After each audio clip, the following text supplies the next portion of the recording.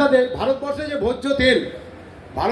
ভোজ্য তেল যেটা আমাদের তৈরি হয় বা আমাদের জমি থেকে উৎপাদন হয়, আমাদের মাননীয় মন্ত্রী জানেন, উনি মাটির মানুষ, 30 থেকে 35% বাইরে থেকে আমদানি করতেই হবে।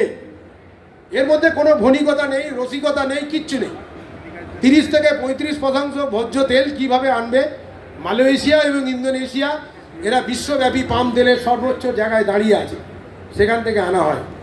এরা যেই বাংলাদেশে অভ্যুত্থান হলো, সঙ্গে সঙ্গে 1 লক্ষ টনের ভারতবর্ষের সঙ্গে যে চুক্তি আছে সেই চুক্তির সাথে তারা চুক্তিকে বাতিল করে দিল।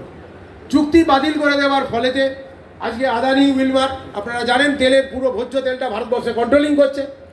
তারা তেলের দামটা বাড়িয়ে দেবে।